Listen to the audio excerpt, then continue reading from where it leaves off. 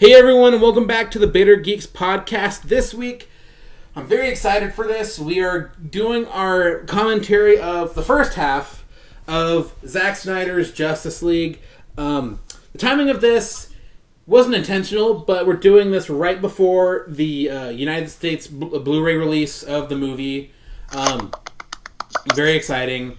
And this is a movie, obviously, we talked about a lot when it first came out. And I wish we had more time and more episodes where we talked about it more, because unfortunately not everyone here in the podcast has had the chance to talk about it.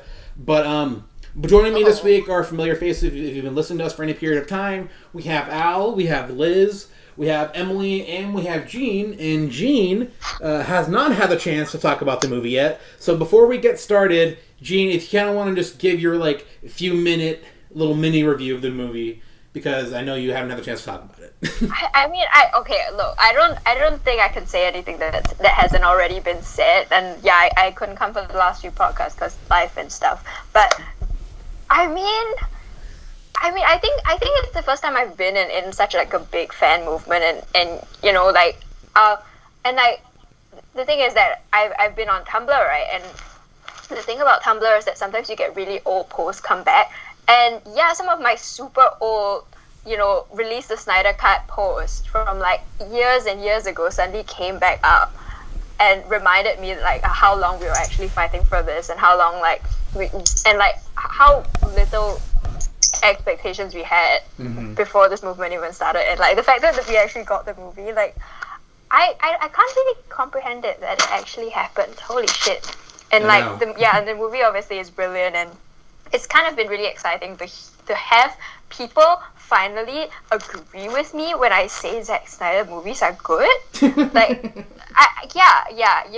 How many fights I've gotten in over the years. Oh, I know, and I've gotten in many myself. Yeah. So now people people with me, and they can agree that Zack Snyder was actually decent all along, and I can be smug about it. And and then you don't automatically become a fighting point in geek circles, which is it's very new to me.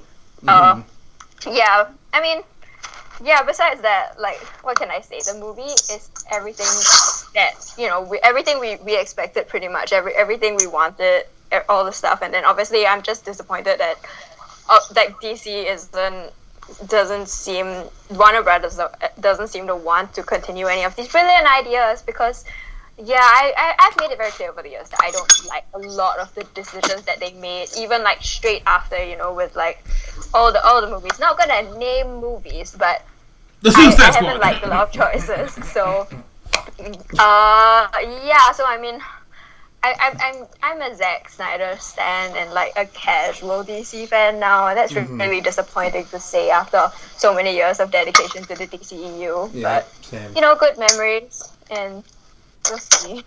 Yeah, and that's the sad thing. This movie, I said for a long time, if we got Zack Snyder's Justice League, I would be happy, and I'd be you know what, if that's it for the DCU for me, that's fine. Even after watching this movie, it's still hard to move on. Just because, it's this movie, Zack had put so much work into the world building and showing what could have been with the sequels of Justice League, and even teasing what could have been with where Diana could have gone at the end of this movie, where where Flash could have gone, where Victor could have gone, where Clark could have gone. It would have been so interesting to see, and we're never gonna see that version of these characters play out ever again, more than likely. Yeah. I'm never gonna say never say never, but it's What? It's that noise. I think it's a very low probability we'll ever see Zack in with the DC property ever again. Going on in the background. Not me. What's going on? That's funny. But yeah, it's heartbreaking, but at the same time, Zack went through so much crap for these movies, and so much of the blame was placed on him, when most of the time it was Warner Brothers who was making a lot of these executive decisions for stuff. I'm always gonna disagree with people who say that Zack Snyder's a bad filmmaker. I think he's one of the best working right now. And even after movies like Army of the Dead, where like Army of the Dead isn't exactly like my favorite Zack Snyder movie, but like even on something like that, like a property he created, you know, there's still enough in there that's so interesting and new and exciting. Like even if the movie isn't the best movie ever, it's still like intriguing enough because Zack is pushing for new and exciting things.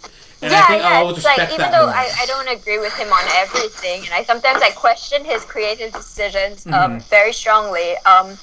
You know, like I always just appreciate, and I've always appreciated, like he cares so much, he puts so much detail in, and like clearly, you know, he's trying to you know, put a real effort into like what his movies say and what they mean and how they're meant to be watched and stuff. And yeah, like that's something I've always loved about him. And you know, like watching the Justice League, like you really get to see all of the work that he put into these characters, into the DCEU, and like, you know, that's all we've been wanting, you know, that resolution, and just seeing, obviously, because we could see all the ideas that he had, you know, with stuff like just casting Jason, casting Ezra, like all the ideas that he brought to the table, and we get to see, you know, how he chose to develop them, what his intentions were.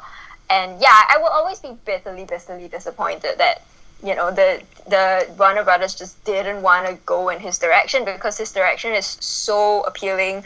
And you know, and that's the thing, like I feel like it would have been more appealing to audiences than the fanfare that we get now, because people like the movies we get now, but I don't think a lot of people are like strongly passionate about it. They didn't get like, they're not. You They know, would people, say, here's the thing, like, yeah, like we're still at that point where everyone's like, oh, this is finally the first good DC movie, and it's just like, and it's so frustrating because already. We've literally been that way every time. and that's the thing, like post BVS, like that's how every movie has been. Like the only one I get, obviously Justice League isn't in this conversation, but the only one that's truly been awful, that of the ones that have come out that I've seen, like, is Wonder Woman 84. That one is utter dog shit. Oh Everything. my god! Oh my god, that movie that like I had to get drunk. I drank a third of a bottle of gin just straight. That is how you should watch that movie. 10 minutes of that movie. Like Suicide Squad. Like the original Suicide Squad got so much crap for being like a bad movie, but I only watched it once, but I remember not feeling near as bad as after watching 84. Like, no contest. Like, 84 is like point blank one of the worst things I've ever watched, like in my life. And here's the thing, like oh my god, it made me feel so much pain. I'd rather rewatch Suicide Squad any day. Yeah, absolutely. Agreed. Like Suicide Squad has art. Okay. I'm gonna say hot worst take ever, but like I might actually prefer watching Justice League over watching Wonder Woman 84, because 84 was just so painfully. I mean, here's the thing. Even at least Justice League has Zack Snyder scenes in it. Yeah, and it's right. shorter. Like, at least there's like there's chopped up Zack Snyder bits in it. Like it's not just. Oh my god, I can't think about Wonder Woman 84, okay? It makes me start bleeding in my brain. It's okay. It's okay. We will save that full discussion for another time, because I'm sure we all have... We should do like a drunk watch or something. That would be fun. Of Wonder Woman 84. That would be fun. That would be hectic. And especially because, like... I mean, I can't get... Especially because, like, Patty has been saying a bunch of stupid shit lately, but, like, Liz and I have been, like, going off on Patty constantly, and every time that happens, like, Liz comes in, like, oh, are we shit-talking Patty again today? No, okay, that's the thing. The thing that horrifies me is that Patty just seems to have absolutely no remorse for how horrible the movie was. Because it's like, it's not that it was just a bad movie. It was actively offensive and anti-feminist and like, racist. just deeply racist and problematic in every sense. And she just seems proud of herself. She just thinks that, oh, it's just hate of like people hating on my movie. Like, what? You know, she just seems to have like completely unapologetic, completely not aware of how terrible the movie is for like a bunch of pretty objective grounds that are like completely not a matter of opinion, right? And it just horrifies me. It just horrifies me that like she's just conducting herself like that still, and she's still like going around, you know. Oh my god, I can't do it. I know. Again, we have a lot of thoughts that we will definitely save for another instance, because I have some things to say too. Yeah, but before we get too off tangent, we have a movie to start watching. Yeah, okay, back to the movie. Okay, so by the time this is up, more than likely a lot of people already have their physical copies of the movie, and then if you don't, you know, you can obviously watch on HBO Max or however else you watch it. So if you're watching HBO Max, you know, HBO Max does that thing sometimes where they have the ad before the movie. But it's added to the runtime. So all of us here who have the ads have already skipped the ad. We're at the black screen before all of the HBO Max, you know, Warner Brothers, all that stuff logos. So whenever you guys are ready, let's do this. Go. Wait, you guys skipped the wait. So you guys skipped the Warner Brothers logo? No. Al, you start at the beginning. Okay. Okay, you're Okay. unless there's an ad that says skip, don't skip ahead. I'm so excited. Okay. I didn't watch. Means can't connect. Oh my god. Oh, it's not connecting? Did you guys just start? No. I didn't. No. Wait. Why am I having connection problems with my HBO? Is it because we're both on HBO Max? Oh. Is it? I don't know. My VPN's still connected. I don't know. Maybe just create another profile on Al's account. Wait, use my brother. On the account. Just use the one that says PJ. Okay. I'll try.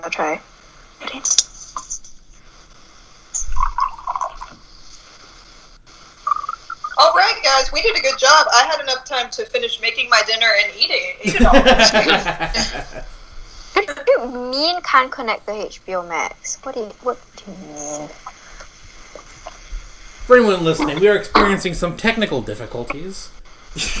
Don't worry, this will be edited out on post. I had it all loaded. I can't make any promises about it being edited out, but if it's not, I apologize. Yeah, if you guys don't already know, I'm a very lazy editor, so many mistakes make it in.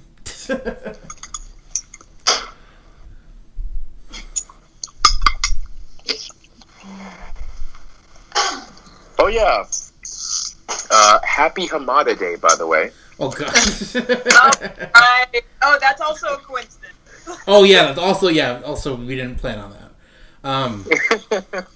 Oh yeah. Also, I'm probably gonna keep this in. If you guys didn't already know, Artyom was a part of a group of Russian DC fans, Zack Snyder fans, and a couple months ago, him and that group of fans were lucky enough to interview Zack directly, and Artyom was one of them. And Artyom shouted out the podcast, shouted out myself to Zack. So Zack, at the very least, is aware of our podcast and that I exist and we exist. Yay! So Zack has made no effort to contact me. I have made many efforts to get Zack's attention, which is, if he doesn't see my stuff, it's fine. He gets hundreds, if not thousands, of comments about random things every day. It's fine. You gotta buy a camera and send it to him. I know. It's fine, as tears roll down his face. It's fine. So hopefully we can get Zack on in the future. It'd be nice, but, you know, as the only DCU podcast he hasn't been on, trying not to be bitter, but, you know, it's fine. No, we can include Dash's podcast. Okay, Dash too. Oh yeah, and by the way, guys, if for those of you who don't know, Dash and Danielle, as well as Steph, who was here for the Samantha Wynn interview, who helped set that up, they are no longer with us as the podcast. They are either busy with life, and Dash actually has her own podcast now. So go and follow them, go and support them, even if they're still not here talking about stuff with us anymore. We're still all really close friends. There's no drama, no animosity or anything. But seriously, go out, listen to Dash's podcast, follow her podcast account, and follow Steph, follow Danielle, because they're all great and they all have very, very, very, very great things to say. I will say in Zack's. Hi. Yes. Hi. I'm almost ready. Oh god, I got it working. Okay. So okay. fingers crossed. That's good. Yeah, hold on. Just let me load it up. Okay, you're saying, Liz? Oh, I'm just saying, I've put one's exact comment section that he should go on Dash's podcast. I love that I haven't been like advocating for myself at all. Okay, I'm ready. Got it. Okay, so if everyone listening at home who's going to watch along, so we're only doing the first half of the movie today. So we're doing up until the end of Chapter 3. So when Chapter 4, the title card pops up, that's where we're stopping for the day. And then whenever we record the second half, that's where we're going to start. So once again, I'm ready if you guys are all good to go. I'm ready. Okay. Yeah. Okay, so starting... Okay, yeah, ready. Okay, so 3, 2, 1. I will say, though, it was annoying to see people make fun of the whole director's vision thing about their Like, who aspect cares? ratio. Like, you know?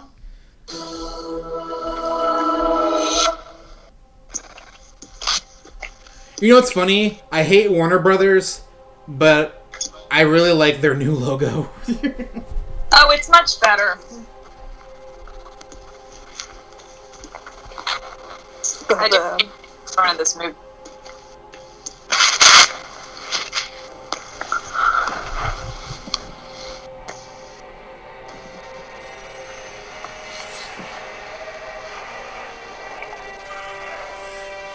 You know, I was thinking the other day, like, it's funny how they have classic Aquaman in the beginning there, but in the group shot they have Jason's Aquaman. Oh yeah. Yeah. Oh yeah. I never noticed that. Okay, I gotta say, I knew this was gonna be hard to watch, but visually, it's one of my favorite parts of the movie. Just seeing this, like, camera panning around Superman's death shot is just... It looks so great. Yeah, I mean, just like imagine watching, Man of Steel BVS and this back to back. I know. Imagine. Oof. And it's crazy to think that technically, at this point in time, we're still in BVS. Yeah. Yeah. Oh god. And you know something I noticed the other day too? It's not that big a deal. And I know we've talked a lot about Henry Cavill's hairline as a fandom recently. Yeah. But I've noticed in this movie, Zack changed which side to part Henry's hairline. And I think I don't think that was a Zack decision. I think that was just... or whoever did it, whoever decision that was. They changed... It's on the opposite side now, and I'm not as into it. It doesn't look as good to me. Not bad, just not as good. Honestly, I miss the BVS suit. The Justice League suit is fine for Batman, but the yeah, BVS but it's more suit... like classic, right? Like the And the cowl too, like tail on it. It's the cowl for me. That's the biggest thing. I actually like the cowl better in Justice League than BVS. It's okay to be wrong now. It's fine. Oh, okay. Well, no, I like the suit of BVS. I like the suit in general from BVS. I just prefer the cowl from Justice League. I love how we go from that big action-y CGI shot to just this quiet scene with Victor. Yep. Yeah.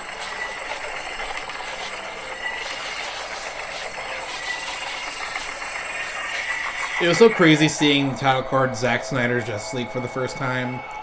Like, yeah. It was still surreal to me that oh my god, we're watching this movie. Yeah.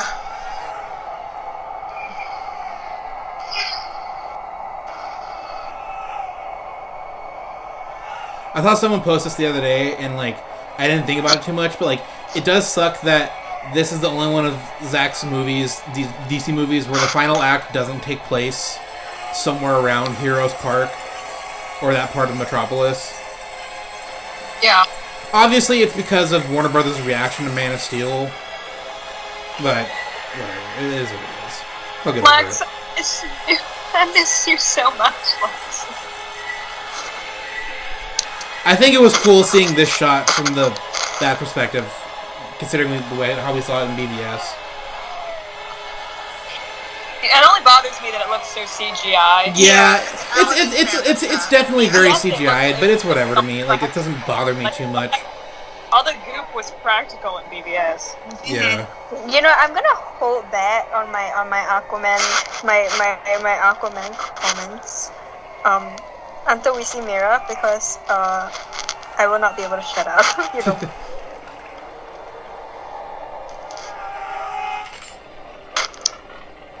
There. Ah. Okay. Breathe. God, her arm on her costume. It's so good. Honestly, like, I know her name brings up a lot of heat right now. I don't care. I'm saying this just strictly as a fan of the movie. I think her performance and her costume in this are easily so much better than Aquaman. Not that she was bad in Aquaman, but yeah. I like the accent. I like the armor. Yeah, I like her hair better in this one. Wig.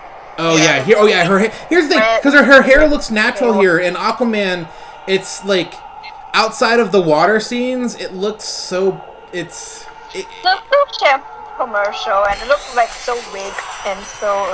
Yeah. Like I understand it was like that color palette that James Wan was going for, but no, she looks so good and like natural and just just very grounded, which I guess is just more Zack aesthetic than James Wan. But and can I say though? I will complain about it. Talk about what we're seeing here with the Amazons in their mother box. I appreciate Zack bringing in pretty much every single Amazon that was in Wonder Woman, and also giving the first line of the movie to a black woman. Yeah. And also, like, I cannot believe how much grief we got over the stupid costume. I know. Like, the stupid Amazon. It is nice, though, that this time around, no one really talked about it. Yeah. No, that's the thing, because when Zack's right, no one wants to say anything. They just want to hate on him, right? Yeah. Mm-hmm. So, like, it's like silence. It's just silence because, there's nothing to complain about. Yeah, and, like, it still blows my mind out, like, how it's not a bigger controversy that Justice League cut out all people of color in the movie. Like, how is that a bigger story? Just like the whole industry just embarrassed silence. Yeah. It was a coincidence. It's the shit they try to say. Mm-hmm. It was his artistic vision. It just so happened that his artistic vision had no women. Or black people. But it did have white supremacists kicking over an Arabic family's fruit stand. Okay, he gets one pass. No, I'm saying, like, because we thought that was Zack, we're like, oh, because Zack trying to be political. No, Joss is showing, oh yeah, the world, white people are also shitty. Like, no, Joss, no, now you're just showing that you're also racist.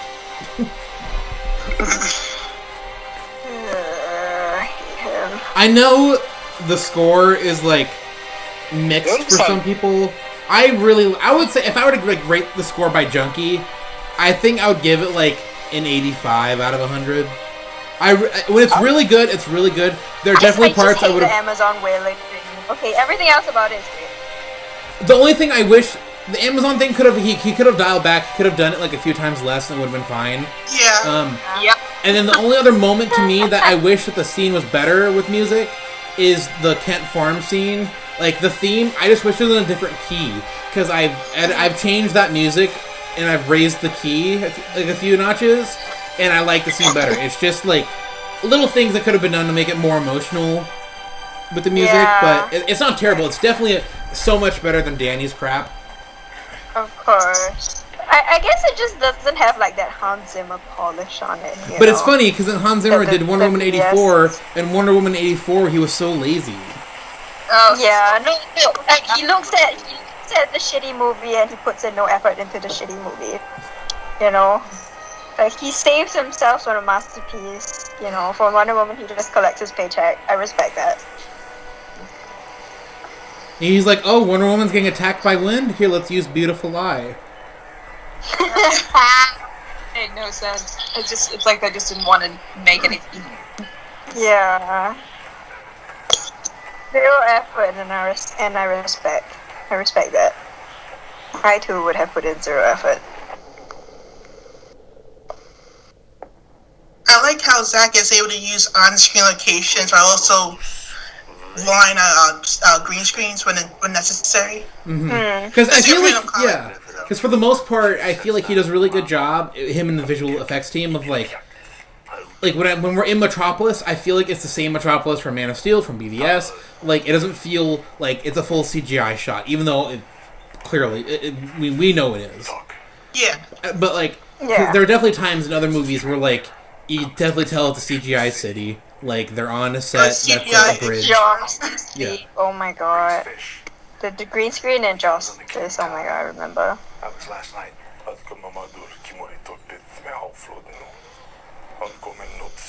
I love Bruce's billionaire scene. So fun. Okay, here's one thing that I'm a bit like, okay, not just the fact that imagine this being our first real introduction to Arthur, and because this movie came out before Aquaman, and before that we'd only ever seen him in that one scene in BBS. So imagine, we're watching this in the cinema and this is the first introduction to him. Like, how great would that have been? Oh god. That's the thing, this movie introduces everyone so much better. Every to see a solo movie, right? Yeah, exactly. Like, it's an introduction to him and, like, building that whole aura of mystery of like, what his story is gonna be. Like, oh my god! Everything we lost. Sorry to interrupt, Nick.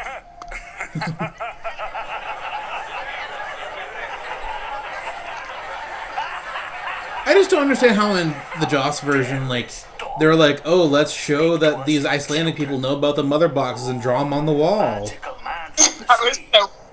And the drawing was so bad. I know. Get out. And I love how the head of the village or whatever is just just sees Bruce Wayne and his money. He's like, you're just a fucking dick. Get out. I think the money... Which I totally would respect. The only thing from the scene that I've noticed that Zack took out, and it might have been because Warner Brothers wanted it for more jokes, was they took out the Zack scene of, oh, so I heard you talk to fish. Yeah, I'm disappointed, okay? As like a shitty a comics fan, as much as I get that it's not Zack's style, I love that shitty joke. Okay. And there's another scene that happens later. I think it'll be in the second part of that we watch. There's a scene of him after the tunnel battle where Gordon's like, "Oh, it's good to see you playing well with others again." And then Aquaman comes out dressed like a bat. I dig it. That scene is gone, and I miss it. I will say though, I love Ben Affleck in this movie. I think he does a good job. I think his dialogue could have been a little bit better in certain parts. Yeah. I see right here when he says he died fighting next to me. I feel like it would have been better if he said he died fighting by my side. That would have been, I think, a better line. Yeah. Because his delivery is a little flat.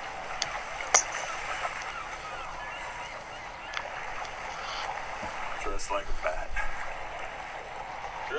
Okay, this upcoming scene of the Icelandic women singing is the first thing I was in the movie where I was like, okay, this is long. Different. Okay. It's a bit unnecessary, gotta say it. It's fine. It's fine for 10 seconds, but it keeps going. And they sing the entire song. I'm like, I mean, Zack, this is your movie, and I appreciate your vision, but that was really long. Also, the jacket. Harry could see her sniff his sweater. Yeah. Not as long as it did. I respect the girl for doing that. Yeah. What is that putting it in a movie? But also, I get it. I also would have sniffed that sweater. This is actual footage of Liz, if you didn't know. That's actually me. That's my cameo.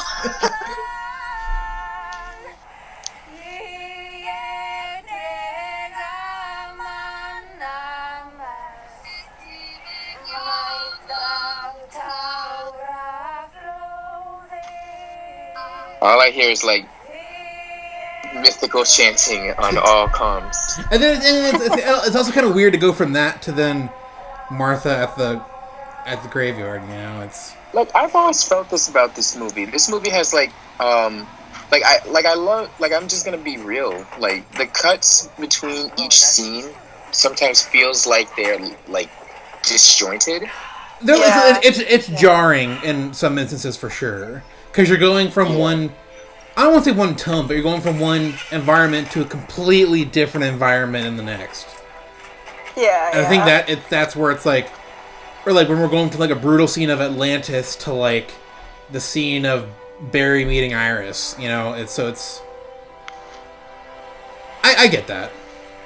Yeah, I think it's just like one of the many things of showing like, you know, this film just doesn't have the same kind of. Okay, I will say though, real quick, I know Dash and Danielle aren't here, but God, I wish they were so I can talk about the tree. He's here.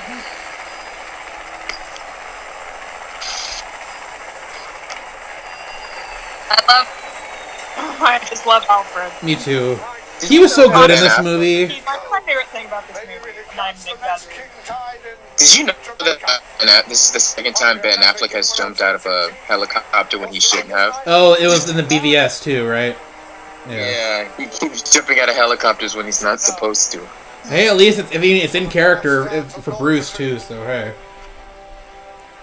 Maybe a man who broods in a cave for a living isn't cut out to be a recruiter. And that's the funny thing too, like Alfred's making a good point, because in most instances, like Bruce is the one hesitant to join a team in the comics. Yeah.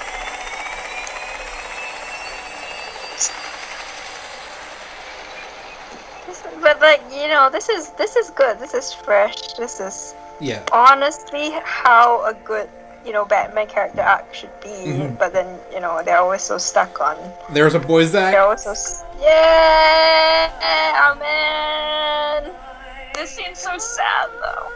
I will say though, like I know some people have issues with some of the music choices. I think they're all good except for one, and we'll get to that later.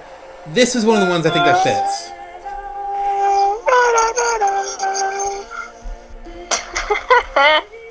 Stop.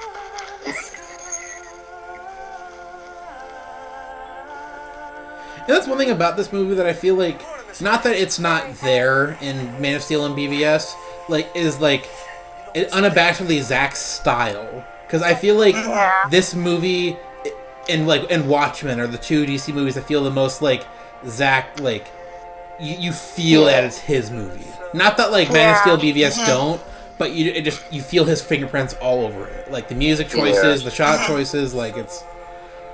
But I guess also because it's a bit more raw. It's more like, you know, you're seeing his creative process a bit more exposed than usual.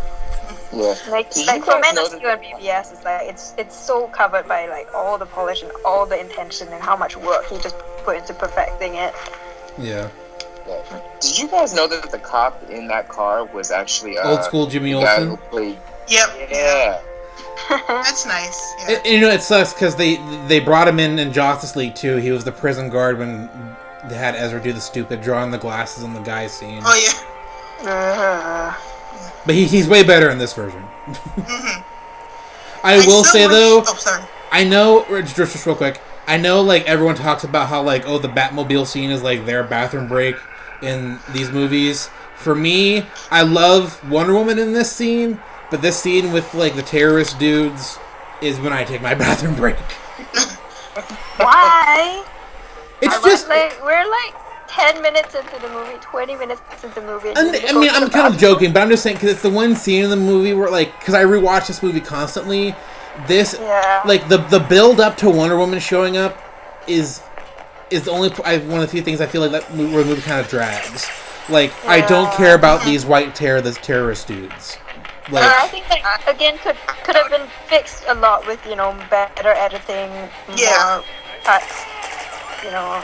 Just a bit less gratuitous with the scenes, I guess. And it's funny. It's not even the gratuitous parts. Like, I don't understand. Like, I'm not saying this to criticize Zack. I just don't understand. Like, they want to set the clock back in Europe, so they're blowing up a street. I don't get it. Yeah, this could be just a straightforward like bank robbery. It'd be cliche, but it would serve the same purpose. Yeah. Also, Also, I want to quickly say that I like how the movie looks. At least Zack's version. I still wish it was like kind of like for the cinematography. It was done by Larry Fong. Hopefully, I pronounced his last name right. Yeah. Yeah. I thought these would look like perfect Over Fabian. Yeah. I don't. Yeah, I agree. I not that Fabian is bad. This movie looks great. No, far yeah. from it, yeah. But yeah, I just preference wise. I mean, personally, I loved Man of Steel aesthetically, so I feel like for Justice League having Amir Mokri would have been good too. Yeah. Either or, if him or Larry were both really good. I just wish there felt more intention in the cinematography. You know, it feels just kind of generic. Hold your fire. I hope Larry Fong does the cinematography for Rebel Moon. Yeah. Yeah, he needs to come back eventually. I mean, I appreciate Zack trying to pull in the work to be his own DP. Like, I respect that. Oh yeah. But like, I think Larry Fong helps him. I think Larry Fong is a good pairing for Zack. Oh yeah. Yeah. Here we go, Gene. Here we go.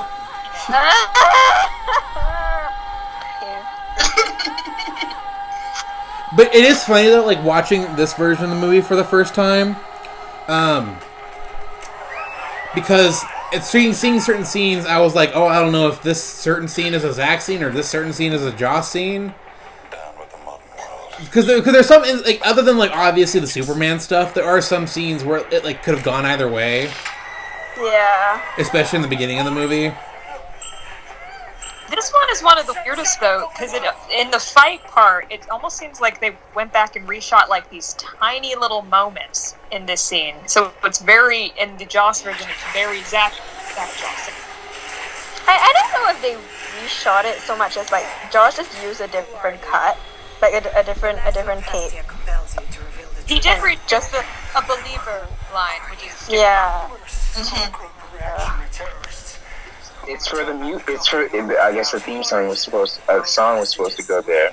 Whatever you call. What's that song called? By Imagine Dragon.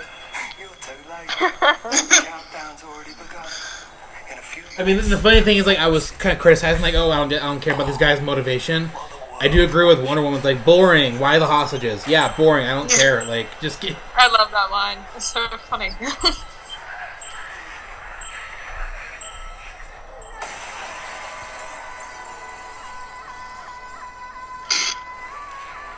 I like this scene because one of the reasons I love this scene and I watch it a lot is because of just the movements to really show how fast Wonder Woman legitimately is. Because I remember when the first trailer came out, when she did that sweep kick, it was in slow motion. But to see it in like... It was fast, yeah. Yeah. I don't think in her movies she ever moved. We don't see her move fast too often. Like, okay, can I complain that this version of the Wonder Woman theme is not slapping hard enough? Like, give me more bass. Yeah. Give me more contrast in the sound. I don't know why it just sounds so flat. I kind of get you.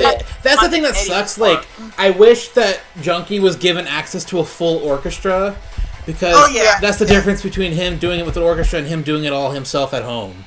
Yeah. It don't slap as hard. Yeah. I think so bad in like Elfman's. Yeah. But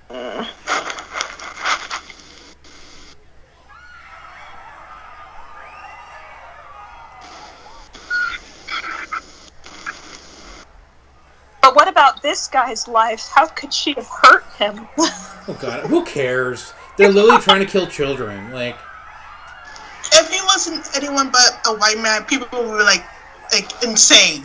I don't know why people are complaining about Diana, like, kind of blew him up. Well, we know why. Yeah. Oh, that's so hot. It was so unnecessary. She could have just given him to the cops, or she could have killed him. Which she could have taken the gun away from him. Honestly, and I'm not bringing this up to bring up Patty again, but like, I love, like, this to me is like the definitive version of Wonder Woman in this movie. Like, yeah, the action, like protects, yeah. You know, oh god, I would die for her. Okay, can I just say one thing? Which is that I always find it really funny when you can see really clearly when it's Gal's stunt double, because like the stunt double has like slightly broader shoulders, and so I can always spot it when it's like the stunt double's body. Well, it's funny because I've actually I'll probably notice it now that you said it, but I've never noticed. Yeah, because the stunt double's just like more buff. Mm-hmm. So I always notice it back in BVS as well. Aw, boo-hoo. She should have just taken his gun. That was so cruel. Or just beat him within the inch of his life, but still leave him alive for the cops. No, I think he deserved to no longer live on the planet. I agree. I think he forfeited that right. It's all good. It's over now. Okay?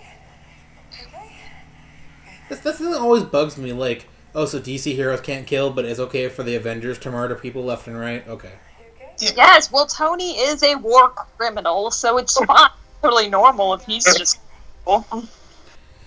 This is more wholesome than anything Patty ever did. No, I am a god. I'm always thinking of that meme. It's so funny. It's like, nah. Oh no, not more. If you like me, It's funny because I don't mind it being used for the Amazon stuff. Yeah. But I do. Here's the thing. I wish he would. Here's the thing. I don't mind it. I just wish he would have used her issue with you theme more in the scenes that he used the Ancient Lamention voice. Yeah, like, okay, he could have taken from like the Wonder Woman movie, like the first one, which wasn't that bad. Like, he could have taken some of the soundtrack from that, because that wasn't too bad. It was fine, yeah. It wasn't Hans, but it was fine. Yeah. I don't mind it. It's only really in the final fight where it feels like every time she's on screen, it's you. Yeah. Oh my god, stop. Yeah. Yeah. Hippolyta is I just couldn't take it because it sounded too much like Assassin's Creed, and I've been playing like way too much Assassin's Creed. Oh really? Which one? Odyssey. This is the best. Oh, okay. Honestly, and also like what Zach did with the Amazons here is like it's so one of in my opinion one of the best scenes in the movie. This whole sequence, like, and Hippolyta is so great in this. Like Connie Nielsen, like I was so happy to see her kind of promoted in the movie a little bit, even though she didn't necessarily have to. She and like Ray Fisher were the only ones promoted. Yeah, all the other actors know. It's funny, even Journey Smollett promoted this movie more than some of the main league.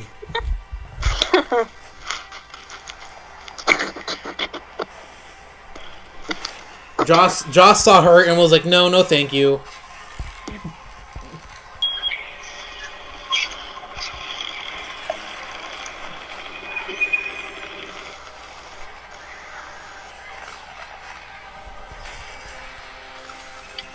He's legitimately so good in this movie. Oh, I agree. His dialogue in this is so much better. People make fun of it the same, but I think it's really cool, and it kind of gives me like a very alien look that's still intimidating. Oh yeah, and that's the thing. Like,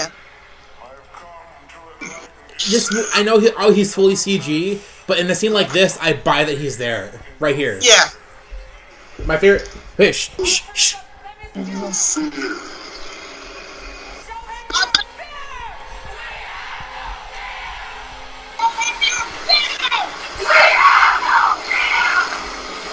Okay. Well, the movie peaked. Yeah. More empowering than both Wonder Woman movies, in my humble opinion.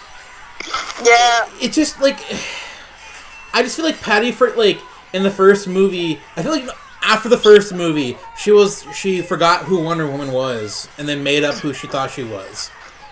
No, she just made it Superman. She made it Superman. Donna Superman. Because that was I knew that was going to be a problem with the movie when they started saying oh, it's kind of like the 70s Superman. And it's like, it shouldn't be Superman, it should be Wonder Woman. It's like what they did with Mortal Kombat and being like, oh, what would Marvel do? That's like, what about combat, really? Yeah, that was one of their mottos for the Mortal Kombat. What would Marvel Yeah. That was their motto for like the whole, 2017 Justice onwards. Yeah. Painful. Yeah. Oh yeah, I also want to mention something else with like Wonder Woman 84 since we're Wonder Woman talking. Mm-hmm. I think I was talking about this before. Jean? Yeah. Yeah, we were talking about how the movie, depicts the 80s. Yeah. Oh yeah, we were talking about that. It's like white people idealize 80s and like, so much was going on in the 80s and that's what you want to do. That's what you choose to depict in a movie about Wonder Woman. You're kidding, There's our girl Samantha Wynn. Yeah. That's still crazy. I'm sorry. I wish you guys were all there, but like interviewing her was such a cool experience. Like, she's so nice. Yeah. The Amazonian abs and biceps. Oh my god, why am I getting nervous watching this? Wow. I thought you were gonna say something else for a second there, Gene. I mean that too, but like. I like how in this version it actually makes sense why the Amazons are willing to sacrifice themselves. Yeah. As opposed to like in Justice League, it was like just trying to lock him up. Yeah, and that's all it was. Anyway. And then he just burst out of the side like no big deal.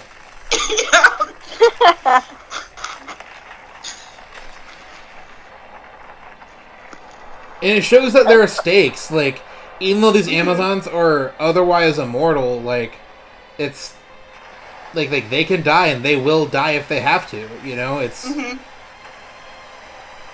And I liked that they had this like fail-safe, like clip that was meant to collapse into the ocean. Like that makes sense that they would have a plan like that. Guard over your life. Yes, my queen. Keep it moving.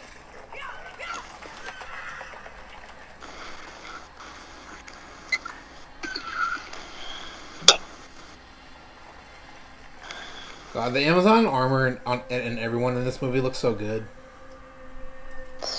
Hot women. Yes. This is one of my favorite little moments in the movie. Mm-hmm. That's the thing that that Joss missed and the other movies in general missed, like moments to breathe, to show characters feeling things without telling you that they're feeling things. Yeah.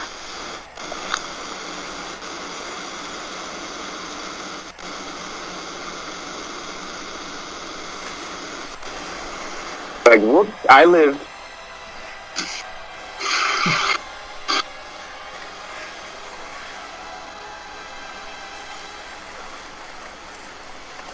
I will say here, this is where the CGI is probably really noticeable for me, is the upcoming scene of Hippolyta on the horse.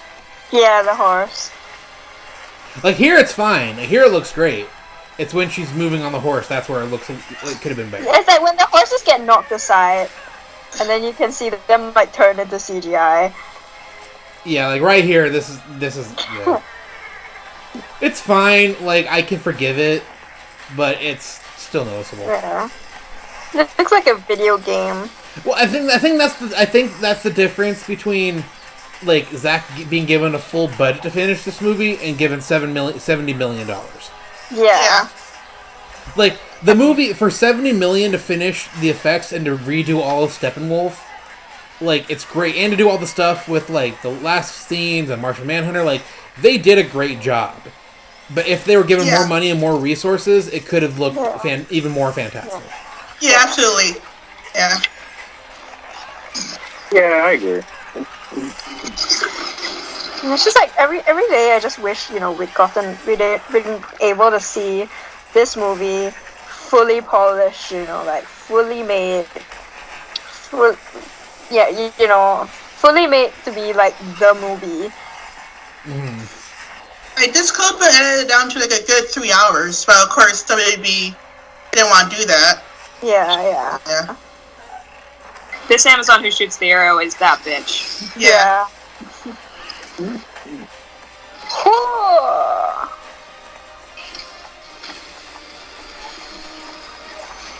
Yeah, man. Like, I can't believe I'm still like so excited from this. You know, it's like good fight choreography, good writing, good everything. Our poor girl has to die in every movie. Let Samantha win? Yeah. Yeah. That's the running gag, and that Zack kills her and like everything. She's the new Sean Bean. She didn't die in Man of Steel. I mean, she went to the Phantom Zone, and then she probably Lois shot her. I don't know. That's debatable, but I would say she's probably dead.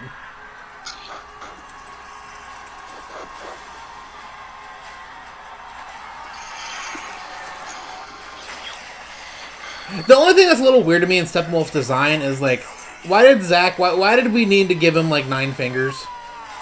Yeah, that is, yeah. It's for monster fucker reasons. Yeah. Why oh god, guys, I can only imagine what Danielle would be saying right now. Exactly, I was just going to say, I'm glad she's not here.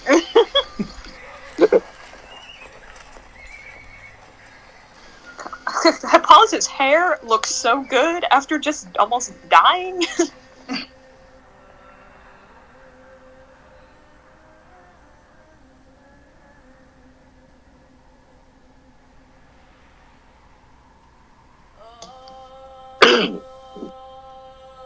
I love how we're all just silent right now.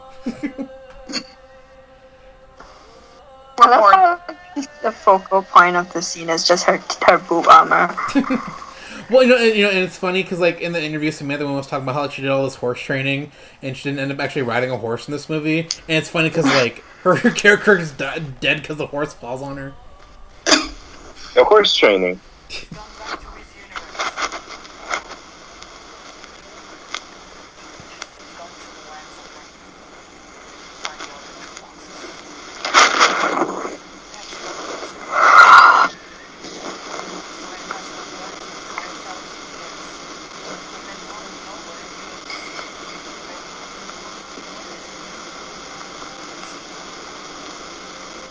I'm glad that Connie and Zack got to work together, because Connie was really close to being Lara. Yeah. Oh, okay. I didn't know that. Yeah. He's someone else I'd like to see in Rebel Moon. There's like so many people I'd love to see. Yeah, I don't want him to use all the same actors that he's worked with before, but it would still be kind of cool if like Ray and Connie were in it. Mm-hmm. Yeah. Yeah.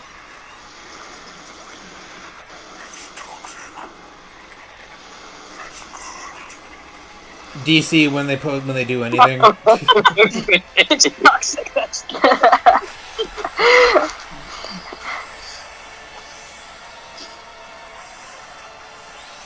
I forgot when does Steppenwolf get bullied by Dissect? Is that coming up? Yeah, I think it's. He gets bullied. No, it happens a little later, I think. Yeah, it's not this scene, I don't think. It's not. It comes up later. I don't know if you guys know this, but Steppenwolf is Darkseid's uncle. Yes. Yeah, I do. And it's so funny for me to like have his uncle try to get back in the good graces of his nephew. Cinema's traffic uncle.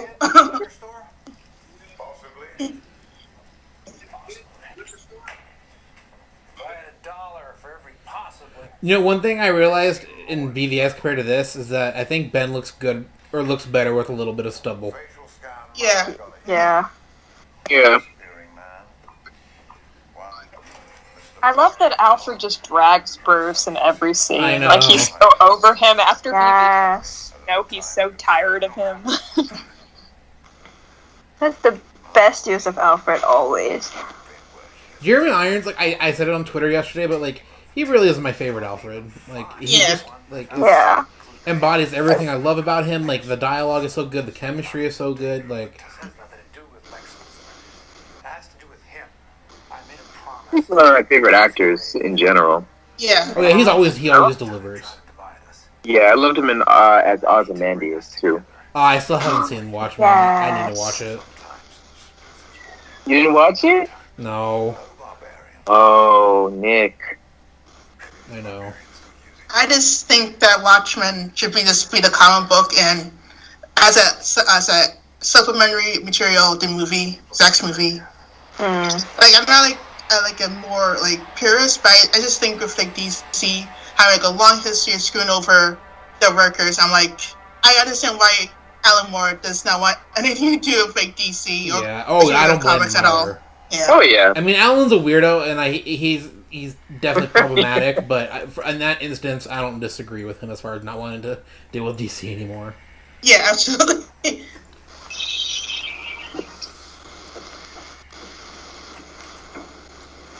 I wonder if Sony sponsored this movie at all.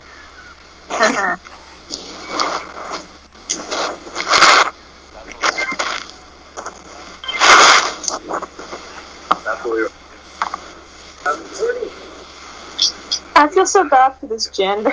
I know. Poor guy just trying to clean up and gets kidnapped. Well, I would to clean up that whole That would area. suck. Yeah. I hope he's paid like hundreds.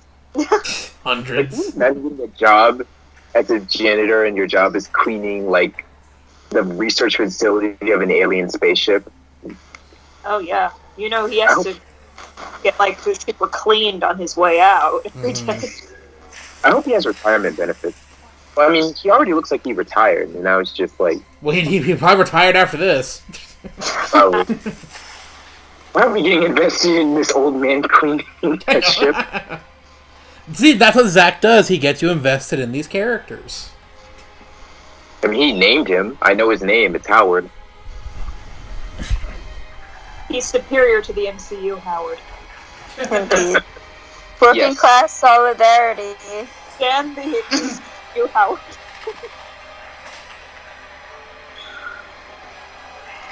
Leave.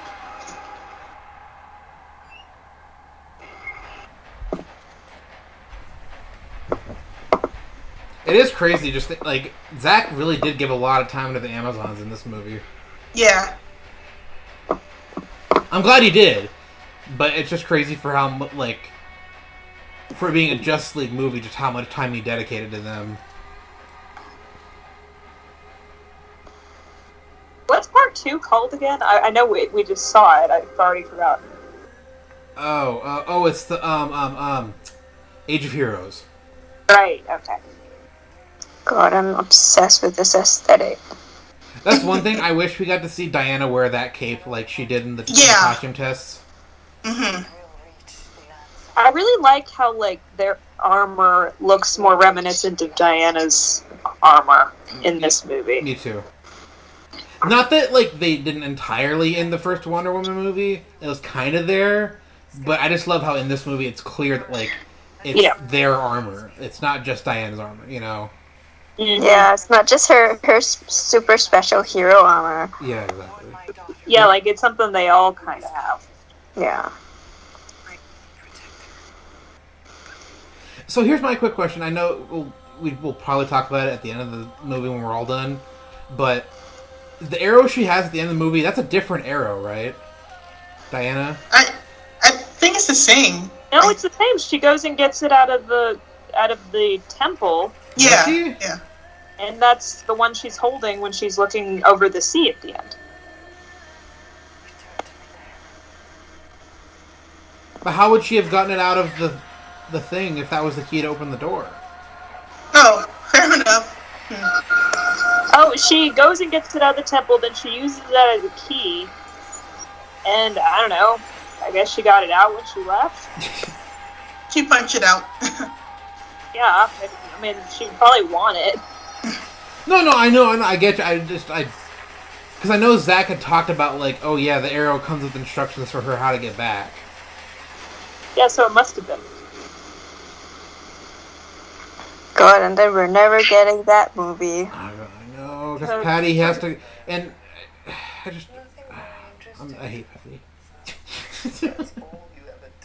Like, God forbid she showed Diana missing her mother and sisters, you know? I know, like, God forbid she misses someone other than Steve Trevor's dick for 2 seconds. Didn't miss home at all in Wonder Woman 2. Like, not at all. And I'm glad that Zack didn't have her work in America, because Wonder Woman has to be American for some reason, apparently. Well, we know that Patty didn't want to cast an actress that wasn't American, so there you go. Because she's obsessed with Superman. Mm-hmm. And she probably would have the American way Superman if she did a Superman movie. If she did a Superman movie, it would have been a shitty movie. Yeah. She would have brought back the Williams theme if she had her hands on Henry's Superman.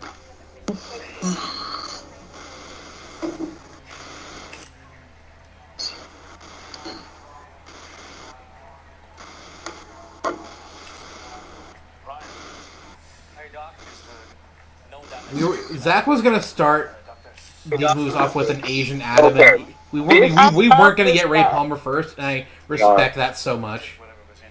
Yeah. Okay, so this particular thing pissed me off about like their decision, because these Warner Brothers is so obsessed with catching up with Marvel.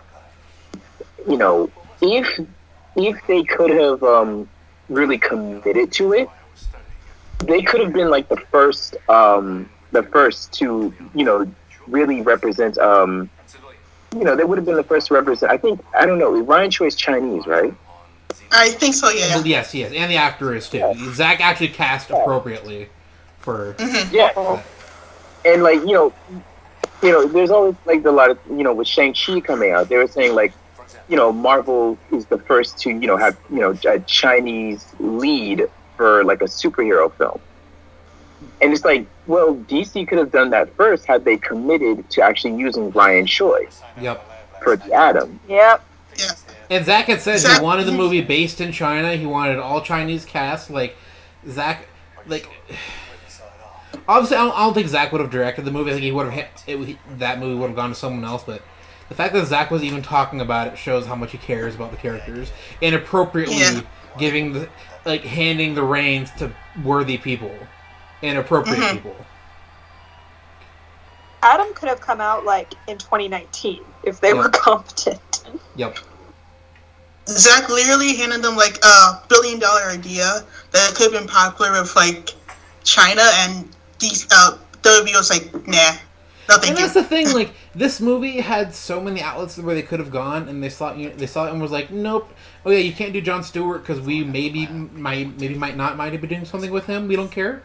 They said he couldn't use Darkseid. No, and then they canceled. They canceled what's her name's movie because Zack used him. What the fuck? Well, wait a minute. Isn't Darkseid supposed to be the same version in every universe? I mean, yeah, but I don't think it would have been I don't know, because to say that and then to say that it's the same version that's in Smallville, I don't know. I think that's calls it for a lot of continuity errors. Because then, then how does Darkseid not know how to stop the League in every universe? Mm-hmm. True. But still, there's multiple appearances from Darkseid, and apparently, because Zack used him in this film, apparently that means New Gods can't be a thing. And that's the annoying thing. I thought this movie was supposed to be a cul-de-sac, huh? Oh, so you can't use Darkseid? Oh, well, so is it not a cul-de-sac then? It can't be both ways. The arrogance to not admit that this movie, at least that version, was a great starting point for so many stories. Life and is about making a sexy torch and holding the torch in the cave. I'm sorry. Yeah, I just can't complain how this is the perfect splintering point to go to so many different directions with the characters, and okay, it might be the reverse MCU style, but at least we would eventually gone to a more cohesive shared universe, Yeah, that's the thing. Like, and it doesn't have to be perfectly in continuity with everything, but just like he planted so many seeds, and WB looked at all those seeds, and we're just like, no, fuck you, bye. Like, yeah, they just took none of his ideas. Like, the only ideas that they kept were the ones that they couldn't reverse, that had like already been released and was so popular that they couldn't backtrack. Yeah. You know, like I don't know, Aquaman. You know, everything else they just scrapped, and it's horrifying. Yeah, and then they took a lot of his aesthetic with Superman and put that in Superman and Lois. Yeah. Well, that wasn't WB. I guess that was more of an intentional choice with the directors of Superman and Lois. Yeah, I guess.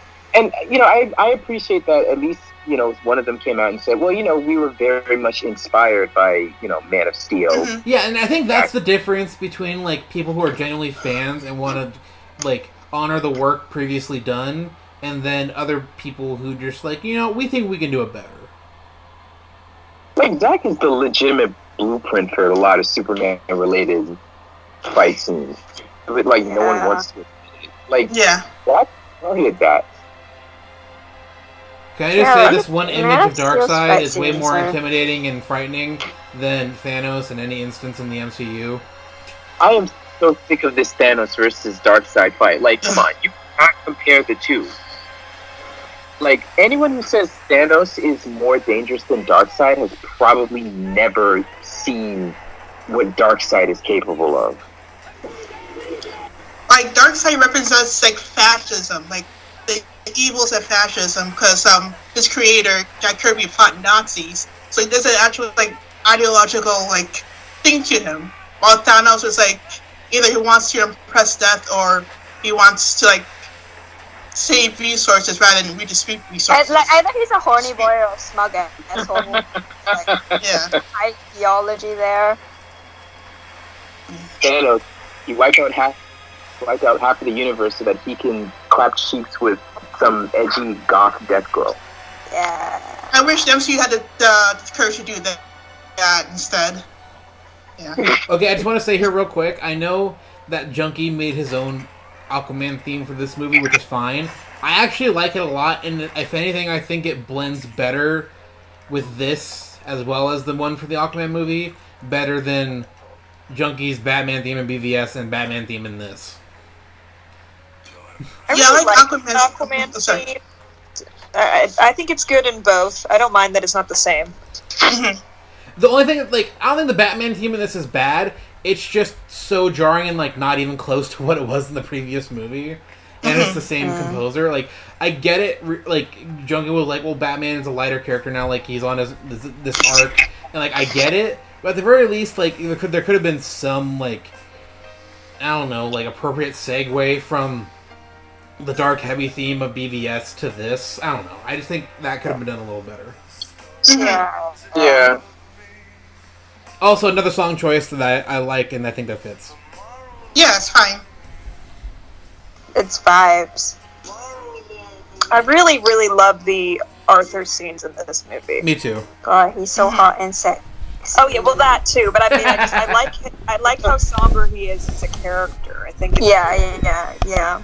Definitely, like it's a very, very different character. You know, like someone who actually has darkness and isn't afraid to show it. You know, it just isn't afraid to be bitter and you know, abrasive, rather than just like this kind of idiot Joker character that he kind of becomes in Aquaman. You know, it's like, yeah, he has problems with his family and stuff, but he's not like, he doesn't show how angry he is. Yeah.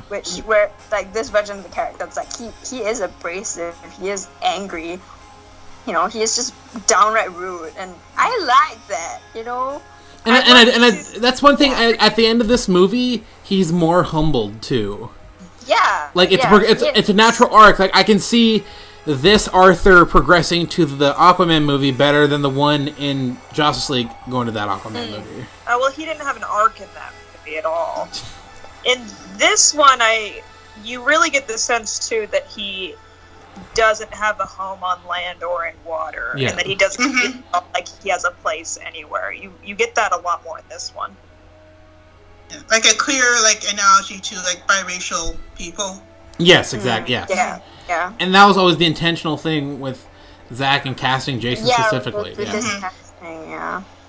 Remember when this was the first shot of Aquaman that Zack had ever shown before the trailers came out? Oh Yeah. Yeah.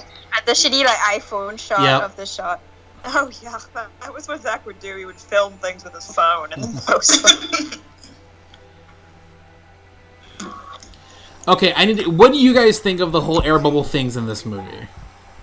Oh, it was a good change for Aquaman. I get why it's here, but it would not have worked. For the whole movie, yeah. They make dolphin noises to talk. Sometimes I overthink things. Yeah, I get Zach's idea that it doesn't make sense that they can talk underwater, and I'm like, yes, Zach, that's true, but for a full-length movie, the dolphin speak wouldn't work. I really wish it was more of a they wanted to have private conversations, and this was that. Yeah. I wish it was just that. Oh yeah, because he said only the high-born the nobility can breathe. Yes. Can breathe air, right? So yeah, it would be a way for them to speak without being overheard. So that's pretty cool. But yeah, besides that, Zack, please. Yeah, that was definitely a Zack overthinking it. But you know what's funny though, As much as Volko's really hammy in the Aquaman movie, I can still see that being the same character that's here. It's not as jarring as some of the other transitions from this movie to Aquaman, but this Volko being just so over the top is okay, it's to me it's the same Volko just with more armor and longer hair. Yeah. No, but okay, obligatory moment to complain of I just wish that the Aquaman movie had this aesthetic. Okay, anyway. Yeah, moving on. It's fine. We are moving on. I love Aquaman. But he doesn't have a British accent in this. That's so weird because it seems like they're oh, the Atlanteans are British, but then Volko's not. Yeah. Okay. They didn't need to do the British accent thing. I don't know. I don't understand that choice. But I will say though, honestly, for whatever reason, because I guess I had never seen Amber Heard in anything before Justice League initially. So if I would have seen her with the British accent, be oh, that's just her natural accent, and then got to Aquaman, I would have been oh, But honestly, I think for whatever reason, I think her performance is better with the accent than not. I don't know. Yeah, but also, you could explain it away by the fact that she's a foreign princess. She's not an Atlantean. That's true. Yeah, that's true. But then the only thing that sucks is that in the Aquaman movie, oh, in here too, oh yeah, your mom raised me, but my parents died, but then my dad's alive. Oh right. Yeah, that was so weird. I forgot. Yeah. Oh yeah, in this she says her parents are dead, and then the next, and then in Aquaman it's oh, dad's not dead. That was, I think, was just a continuity error, just flat out. Yeah. Well, I think when this movie was happening, they were in very early stages of Aquaman, and then they just went with the Justice League canon. Yeah. I mean, that's the thing. Mira is the only real big. Okay, Mira and the air bubbles are the only big contradiction between this movie and that movie. It's not terrible. It's not the worst thing. It's noticeable, but it's not flat out terrible. The bullying of here we go. Also, the Dessad's design is so great. Yeah. Here comes Grumpy Cat. Grumpy Cat. Him with the eyes. He's a sad face. My beloved kiss and eye boy. And that's the thing. That's where that money with the CGI, the proper CGI goes. You believe it's a performance. It's the eyes. And I think a lot of CGI characters in movies don't have that. And Steppenwolf here, for the most part, has that. You buy that he's a physical, real character. 50,000 more worlds. That's so good. Dang. You're going to be 50,000 more worlds. Can you imagine 50,000 more of planets that you have to go through? At least, and if you check out that this is supposed to lead to a bigger, deeper universe, can you imagine how absolutely difficult that would have to be? You know what? In this, is someone like crinkling a M&M's wrapper? Yeah, sorry, that's me. I'll mute, sorry. it's okay. Gene tends to do that. You know what's funny? Like, I think it's dumb how in Justice League, Joss just made it seem like this was part of the Batcave when it's obviously not. It's not? No, we're in Wayne Aerospace. It's in Gotham City, like in the heart of Gotham. Oh, well, really? Yeah, and don't you remember that one interview that Zack said, like, oh yeah, people thought this was the Batcave, and I'm like, no. I always thought it was. No. I just thought he upgraded. No. It was never the Batcave. Oh. And Zack basically called people who thought it was the Batcave stupid. From what I've learned, there are things from another universe. They serve a dark power. Yeah, this upcoming scene, I wasn't a fan of Gal's narration. It's fine. It's whatever. Yeah. It was an age of heroes. I love her outfit in this scene, though. Remember that whole drama with David Thewlis after the movie came out, where he's like, That's Ares. Okay. Not Ares. Sorry. Zeus. I'm very thirsty. Wait, what drama?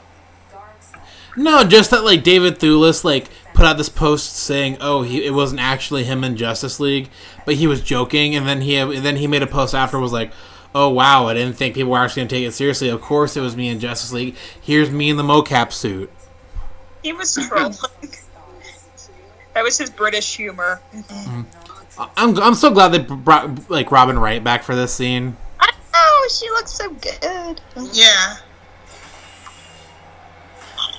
I'm sorry to kind of rant for a bit, but I remember watching a bit of like a YouTube video, like kind of reviewing this movie, and he kind of used like, oh, Zack is like a Ayn Rand fan, and he kind of used the example how like, you know how in this scene where humans, Atlanteans, and the Amazons kind of came together and to fight like a greater evil. Well, that's not an example of like a possible good use of people coming together. They just kind of like made that decision individually, which I thought was like a really dumb like argument. Like What?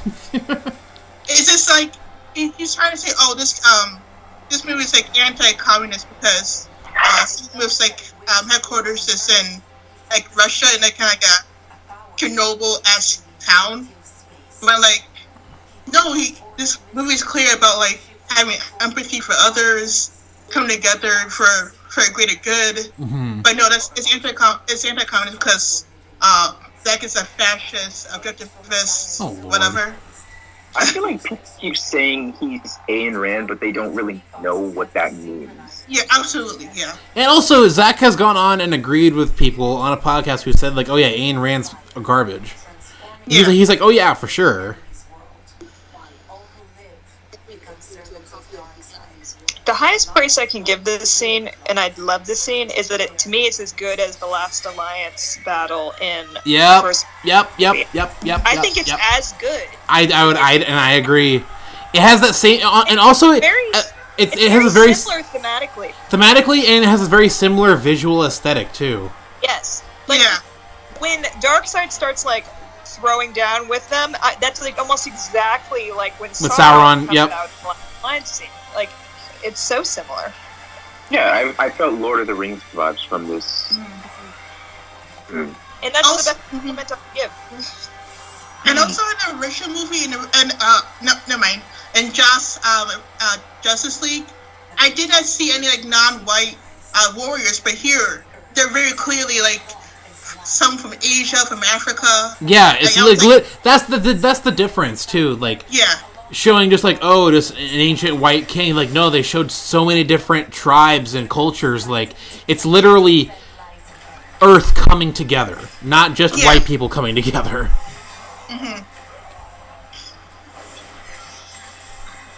I love this so much. Speaking of different tribes. Oh wait.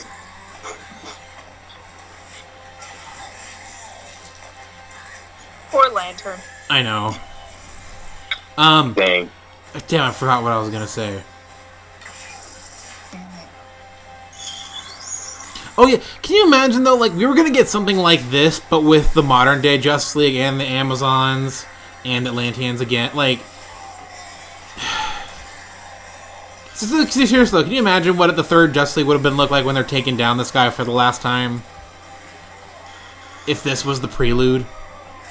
I wonder if this whole with them taking them Darkseid down together would have been kind of paralleled in the final battle too, especially with it Ares. absolutely would have. Since Ares is Diana's brother, especially. Yeah, Yep. oh my god, I'm like seeing the GIF sets now, you know, like imagine if we'd gotten that. And Superman being Zeus. Even Ares doing that to Darkseid here even parallels Diana cutting off. Yep, Steppenwolf's head, yep. You know, so I wouldn't be surprised if after this battle is where Zeus and Hippolyta did the deed. If they're celebrating the high. I'm good. Emotions running high.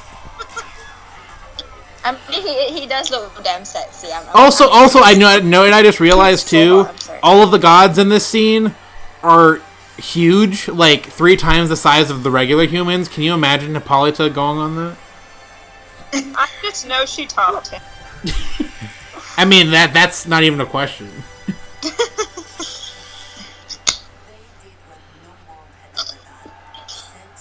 I know it's like I know that it's not really addressed in this movie or Aquaman in the Aquaman movie, but are we to assume that's King Atlan here too? Yeah. Okay. I think so. It's the same armor. The boxes were left behind. There were trees. The boxes were left. It grew weak. Dogs without nests. Their return. So just like in this group shot, look how big the gods are in the back. Bathing from the view of the enemy. Dominance among the tree and worms.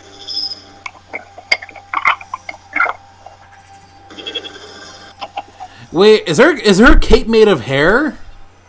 Or fur? Or like horsehair or something? I just noticed that. Like that, yeah. And Hippolyta too. Fingers of earth made of then Wait, Nick, what did you just say? Like Hippolyta and her sister's like capes are made of like what looks like horsehair or something? Oh, you said capes. What do you think I said? Cakes. Oh. Oh. I thought, are those cakes made of hair? And I'm like, what cakes are you talking about? I love that the Atlantean box is like covered with a squid. I know. I like how the Atlanteans and Amazons have elaborate ways to like kind of Have it hide this protected. box, but humans just to bury it. Just bury it a couple feet deep. I mean, ultimately, there's a lot about humanity. I mean, ultimately, well, even though it was a dumb idea, it ultimately worked out because if that didn't happen, Cyborg wouldn't have become Cyborg. Mm-hmm. True. But then again, the Nazis found it. Wait.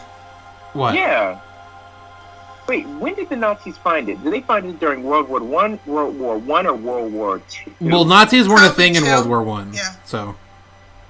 Yeah. Okay, but they were still fighting Germans in World War One, right? Yes. Yes, but they weren't like the Nazi party yet, I think. Okay. So with that, but they found the box during. Oh no, they found it during Hitler's time. Yes. Yes. So the Nazis found it, but the Americans Nazis took it World after. War II, strictly. They came about for World War II. Before that, it was just the Germans. I was gonna say that would have tied in so well with like Wonder Woman. Well, here's the thing. In the first Wonder Woman movie, there's an extra scene that they had for the DVD release of her girlfriend there and the guys, and their job was they were going to be sent to go look for the mother box at the end of the war, and that was supposed to be the lead-in. Yeah, I vaguely remember that. Yeah. Wasted potential. But honestly, even then, that timeline's kind of messy because it's like, well, if they didn't find it until after World War II, why would they be looking for it? I don't know. Yeah. Okay, last part. Okay, I will say though, this scene though is the only scene I wish it was score rather than the song choice. And I wish it was cut a little bit too.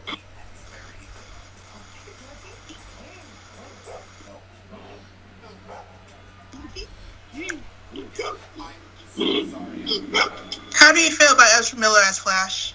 I loved him in this movie. I think this is the only scene I feel like it's a weird scene. Yeah. It runs for so long that it gets enough time to get creepy, you know. It just saved Iris rather than. And also, like, I feel like in this too, like, obviously this isn't a Joss scene, but this is the one scene where it feels like, okay, like the humor just feels forced. Yeah. Yeah. Like, but at least it was the wise decision to make him the only jokey guy instead of making all 6 of them. Yes. The jokey guys. Yes, of course. Because he's fine. Because that's the thing. Ezra is fine the rest of the movie. I love him the rest of the movie. It's just this one scene that I don't personally care for that much. It's just like the rhythm of the scene is just so off. And it goes on. Again, I appreciate and I respect Zach. I would never want him to not be able to have his full vision, but I'm allowed to disagree, Like, and I'm allowed to say, this like... scene has, like, this has the same energy as, like, a brunch comment. Leave the burger. It's done. It's gone. Stop trying to... This, always bothers me when you try to reach for the burger. I will say, though, Kiersey in this scene, she's not given a lot to do. I really like her in the scene. I will say that. Yeah, I've never really read the Flash comic, so I don't know how, quote-unquote comic accuracy, Barry is, so... I mean, he's a mixture of jokey and serious, so it's not like... I mean, I think Zach nails the tone of Barry for the most part. I mean, Barry is a pretty, like, bland, sort of generic character in general, Yeah. Yeah, he's not, like, a particularly unique personality, I think. Yeah. Yeah, I mean, the I agree. ongoing joke about Barry is that he's so forgettable. See, here's the thing here, like, we didn't, I don't know, I don't think we needed the shot of the sesame seed floating, like... Yeah. And the song is so slow too. Like the song just like. Oh my god! Oh, I keep saying it, but every time the song starts, I expect it to start being "Welcome to the Black Parade" because it starts with the same note. Oh my god! Every single time it gets me. I don't mind the scene of him saving Iris, but again, it could have been cut literally in half, and it would have done the job. Yeah. He reached for the hot dog. I was like, "What is it? Whoa! What are you gonna do?" And that's the thing. Like, it's a. I think most people would agree that, like, when you first watch the hot dog thing, you're like, "What the Zach? What the fuck are you doing?" Like, he looks at the hot dog and is like, "Wait, what are you gonna do with the hot dog?" Like, is Zach trying to say something about dicks here? Like, is Zach trying to, like, appreciate Ezra being not straight? Like, so delicately as well. Huh? But I appreciate the way that Zach explained how he's saving her here. Like, visually, it's not a bad scene, and what Barry's doing here is fine. It's just a lot of the unnecessary, like, just staring at her for 30 seconds. Like, yeah, could have done it a bit faster. And honestly, the song makes it feel so much slower, and I just wish it was. I wish, and I think Junkie even kind of hinted to like, as much as I love like "At the Speed of Force" as his theme, I wish we got to hear more of his Flash theme here rather than a really long, boring song. Mm-hmm. And also, little Easter egg that the truck says Gardner Fox. Gardner Fox is the creator of the Flash. Mm-hmm. So there you go. Oh, I didn't know that. Yeah, learn something new every day. See this joke is fine. It was the introduction joke. I think was too much. Him being like just the nonstop talking was too much. Yeah, you could have just cut the entire scene and then made this scene the one to introduce him as the one talking too much. Yep. Right. And see, Al, this is where I was talking about with the editing, where it can be a little jarring sometimes, like going from that scene and then going to one of the darkest scenes in the movie, tone-wise. Yeah. But I love this scene. Like, this is, I think, one of the scenes where Steppenwolf looks the most real.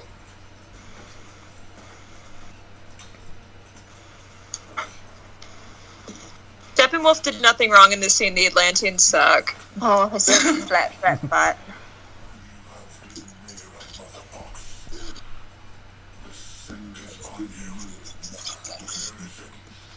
The scent is on him. Where is it? We'll send it to Atlantis, I'll tell you. Oh.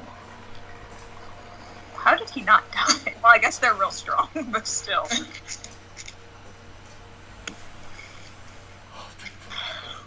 The whole back of his head is bleeding now. I know.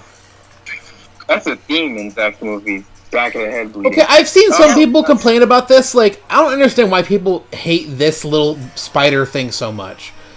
Like, it's... Okay, of all the things in the movie, that's the thing that bothers you.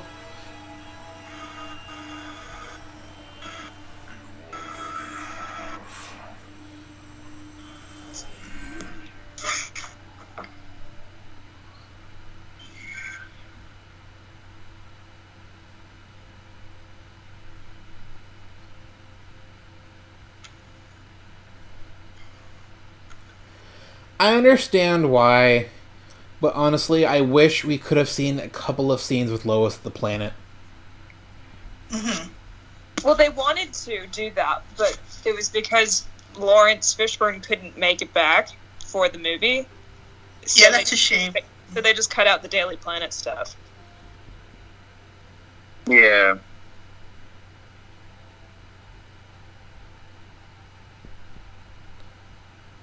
Outcome is like the genuine weakest part of the movie for me. I think. Yeah. So, what did you say this part was? I think maybe not this scene, but with like Lois talking with quote unquote Martha. Yeah. I really like that scene. I just wish it was Martha. Yeah. It's like the fact that it's not Martha makes it really uncomfortable for me the whole time. Yeah. It doesn't even make sense to me why Martian Manhunter would pretend to be Martha. Like, and you know what's funny? You know what I was just thinking? The other night after I was thinking about that scene. Like, you could have just had that scene, and then you could have had like Martian Manhunter flying outside the window, being like, you could have had him give him still the same line of "And the world needs you too, Lois," and that could have been fine. You could have had a Martian Manhunter scene with Lois, but have that still be Martha. Yeah. Good idea. Yeah. See, like, this is why Zach, we need to talk, man. I'm always okay with, like, this awkward flirting between Diana and Bruce, because it means no Bruce Lois. Seriously, and I haven't said this, I've said this on my Twitter, but I haven't said it here on the podcast. I'm sorry, Zach. The Bruce Lois thing is easily the worst creative decision you've ever had. Yeah. No, not just Bruce Lois. And the baby. I think, like, the worst one is Lois's kid. Like, being Bruce's kid becoming Batman. That's worse. I agree. I think that's worse. I'd rather she have sex with Bruce than have her son be Batman. That's not... I love this scene. Oh, I love this scene. Like, this made me go, oh, Zach, you need to direct a sports movie. Yeah. Well, I guess so. Part of this too was this is where Zach's son had a lot of say as far as how to shoot the football stuff. So I thought that was really cool that he let his son have a lot of sway here. And I know people complain about Zach's slow-mo style. I think for this scene, the slow-mo works. Oh, in this scene, it's so sexy. Yeah. Like, it's clear, this little so much clearly just used to show like how this was such a big moment for Vic. Yeah. But, yeah, it's very clearly like a stylistic choice that serves a purpose.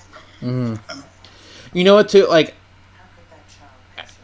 Karen Bryson is so good in this role. It's like so underrated. Yeah. Oh, yeah. Dr. Stone. I like that part. Me too. What did you do to help me? Yeah, Dean.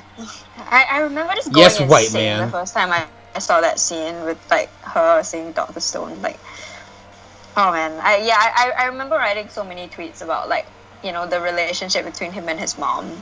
Yeah. How it's just established so quick that like he trusts her, that he trusts that she's gonna be on his side and that she's gonna back him up. Mm-hmm. That's the thing, like in Zack. Office, and he looks so smart because like she's raised him to be a good person, and and he knows that he's in the right too. Yeah, it's oh my god. It's not smugness thinking like, oh, I'm gonna get away with it. It's smugness because like I did a good thing and it's not wrong. Yeah. And one thing I like this movie establishes too that Zack, it's been obvious with Zack, is that all of Zack's heroes are they're either mama's boys or mama's girls. Yeah. My video stopped. Oh. Oh, this part makes me teary. His mom there. Worthless father. God.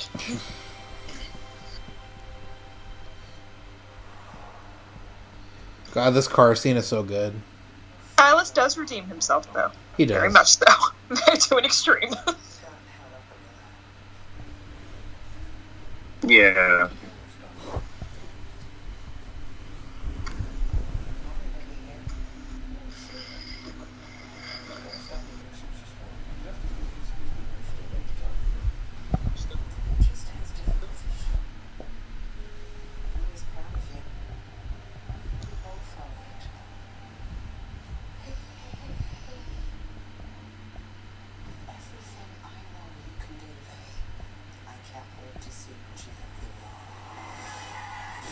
So sad. And the way he reached out to...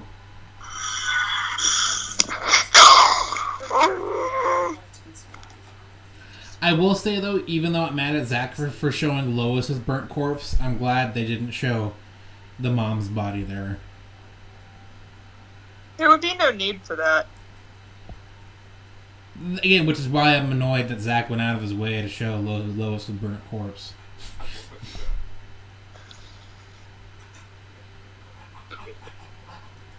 He's so good in this movie. Mm-hmm.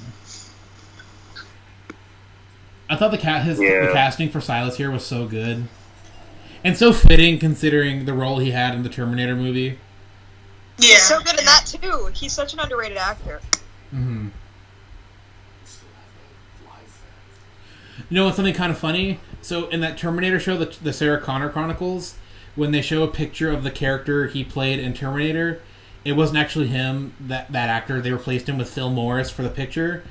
But then, Phil Morris is playing Silas in Doom Patrol. Oh, that's so funny. And they're both great in the role. I love both actors.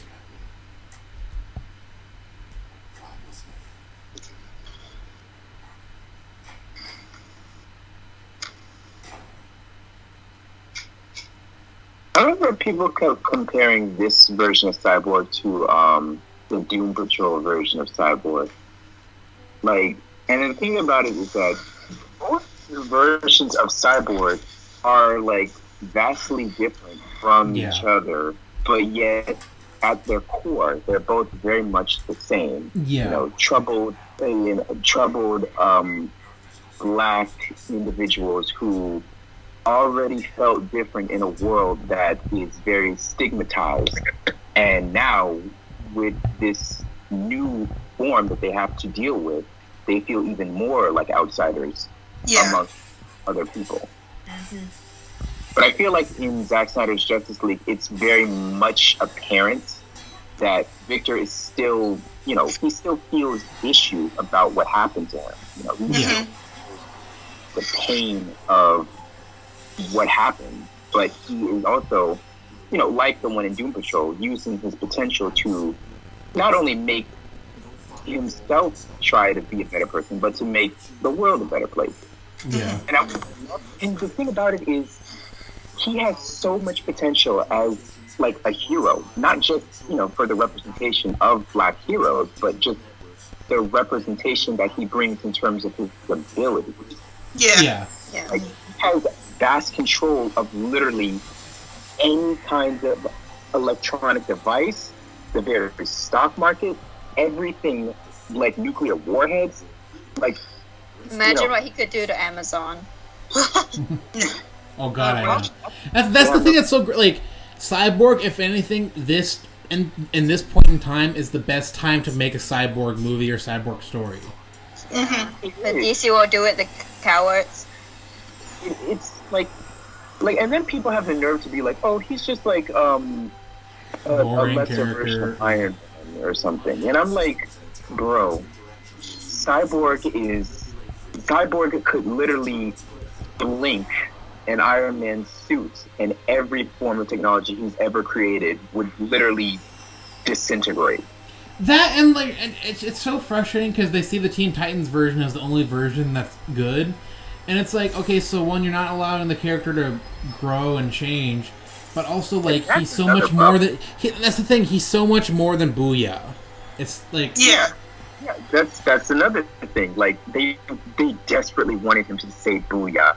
And it's not even because of, like, it's an endearing line. Because it's like, they were like, oh, you have to say Booyah because it's Cyborg's signature line. And it's like, well, you didn't have any of the other characters say their signature lines. Truth, so justice, and the American way. Yeah.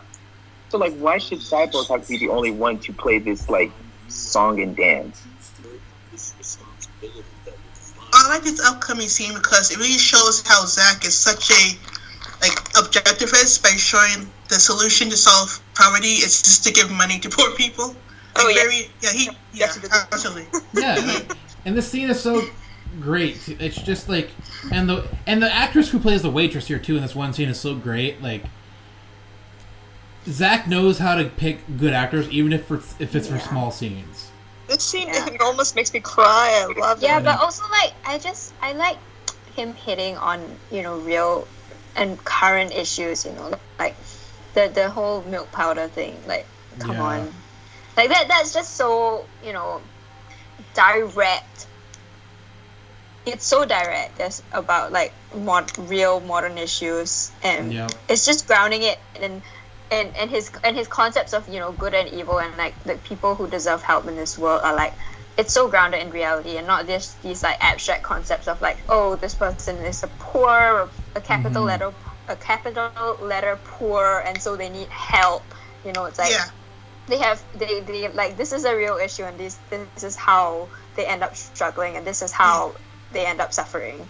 And the thing too, and you guys touched on it too, like, it's always like, oh, we'll give them the means to help themselves. Like, no, like, realistically, giving them money will help them. Like, like, we need to stop saying, like, oh, money is not the problem. No, like, it's money absolutely is the problem. Like, like, I know people like to crap on Zack for like objectivism or whatever, but he's not wrong. He's not. I know. He's not wrong. Yeah. I can honestly say I love this scene. How he doesn't even like come up to them. He just smiles and then walks away. Mm-hmm. Yeah, and then of course to see the people afraid of him just for looking at him, like. Yeah, white people specifically. Yeah. And I will say though, did you guys remember the tweet by the actress when the movie first came out?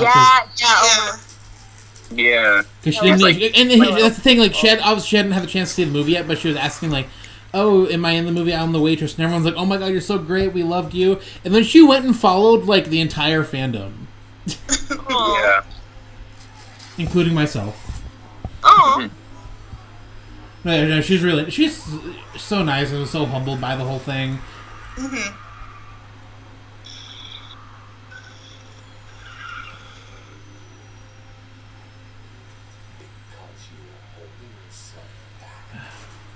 I'm bitter about the recast in the Flash movie.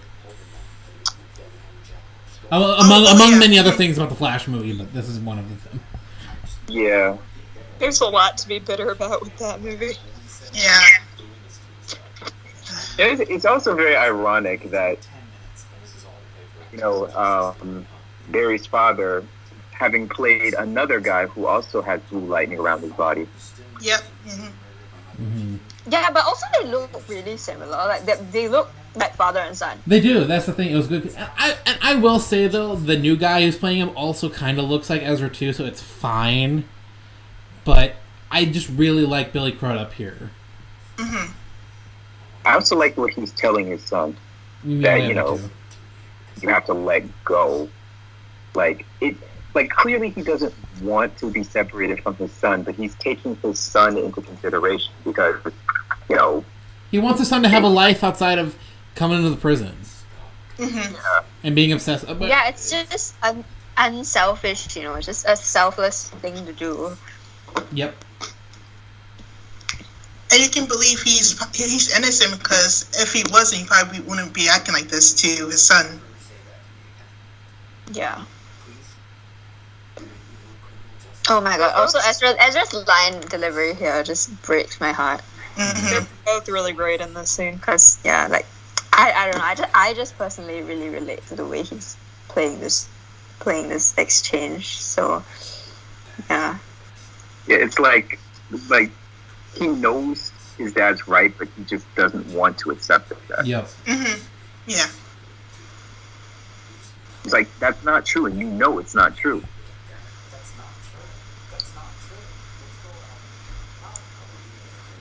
It's so crazy to me that Ezra's only like a couple years older than me. Yeah, Ezra is still in his 20s. Yep. Can I say one thing about the scene coming up? I miss the song they had for it before. The Blackpink song?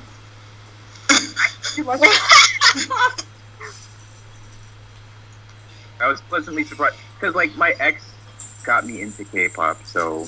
Oh my god. Wait, hey Gene, didn't you have issue with that though when we watched the movie the first time? I was pissed off. No, because they were playing the music video in the background and it wasn't synced to the music. It was pissing me off. I didn't think at all. I was like.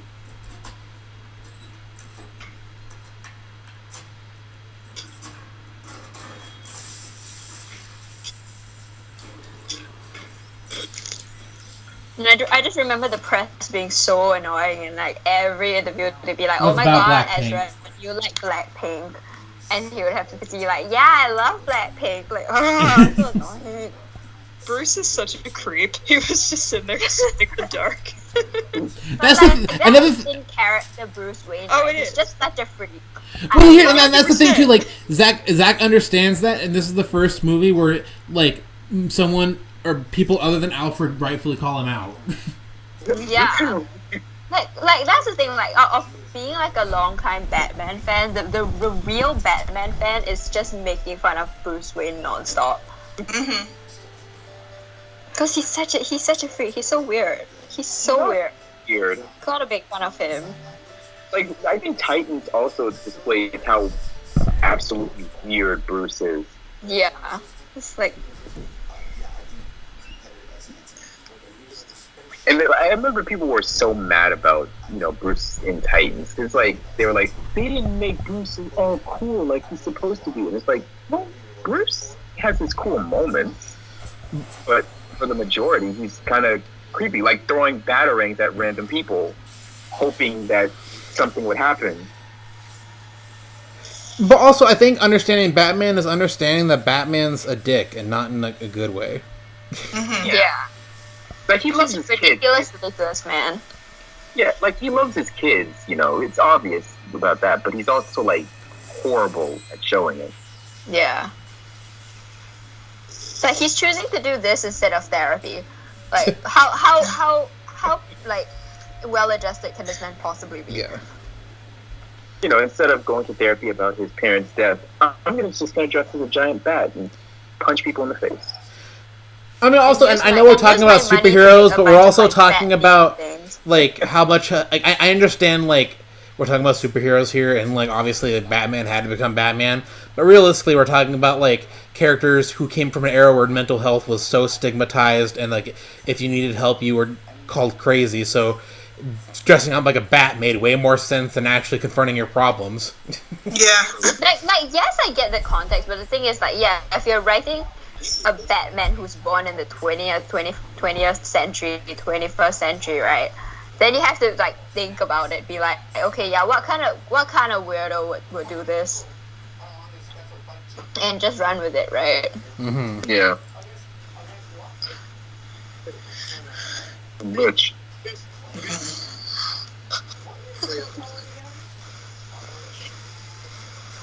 What are your superpowers again? Rich. Pretty much. Yeah. You know, they actually made this. So this car they specifically made for the movie, based off of a video game car. It's so extra. Also, I love the inclusion of the AFSP thing there. Yeah. Yeah. Oh, it's time for this wonderful scene. Oh yeah. And people call this mansplaining. Shut up. Butler splaining. They said it was butler splaining. Butler planning. Explaining. I love Alfred here. He can tell it's like killing him. You're gonna scald the tea. It's also just him being very, very British. Yep.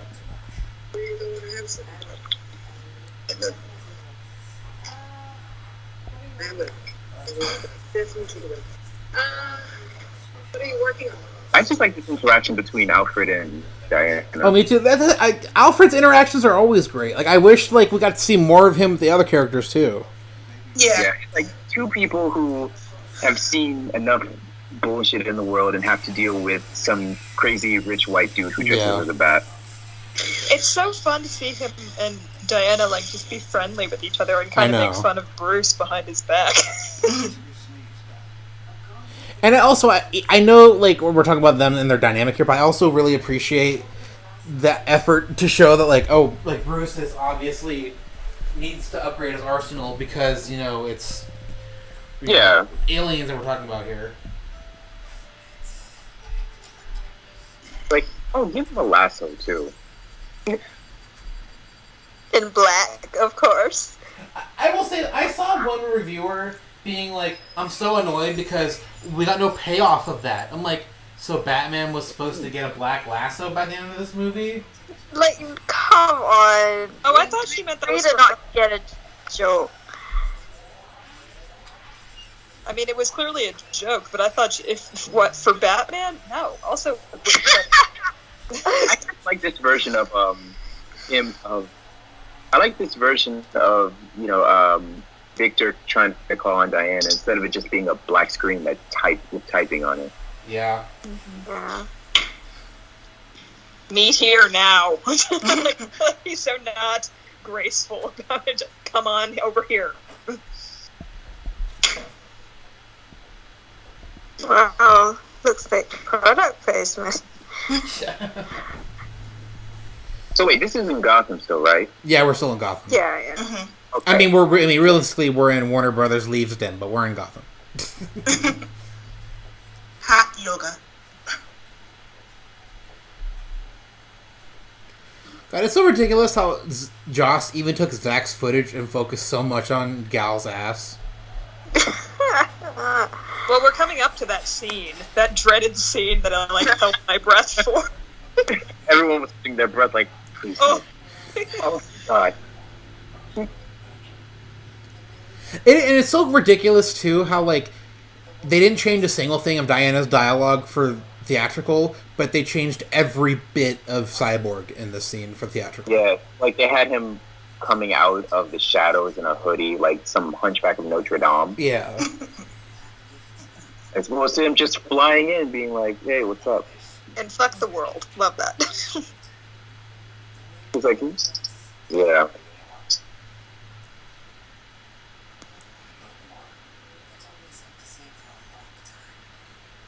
See, this has payoff. Him being like, I don't need anyone. Yep. Yeah, to going from that to I'm not alone. That's so good. See, here's the difference between, Joss and Patty and Zack talking about Steve. She's bringing up a specific example that he could relate to. It's not her being like, oh, woe is me, I lost my boyfriend a long time ago. No, she knows he's suffered something. It's like, hey, here's something that he might be able to relate to. Active empathy. Mm-hmm. Yeah, I still don't like the Steve mention. I'm not crazy about it either, but it makes more sense in context here than it ever does with Patty or Yeah. Oh, it bothers me less here because I can tell that was definitely added because they were like, okay, well, we just did the Wonder Woman movie, we need to do this. But still, it's not my favorite. It doesn't bother me. Yeah. I think if like the Wonder Woman movie had come out and there hadn't been all that like people just debating nonsense to death, if that line had just existed in isolation, it would be fine. But it's like you've got Wonder Woman 84 just haunting this. I know. Yeah, God, it's so weird to think that that's supposed to be what she was doing before this movie. I just don't believe it. No, it's definitely not. Right, No. Because like the way she talks is like clearly it follows Zack's original plan of like she like walked away after World War I and that was it until BBS. But It's like, no, also, she went to America. American things like be racist. Also, the Justice League Diana in this movie would not have been getting her ass kicked by wind and men and all of that, and just being super weak in Wonder Woman 84.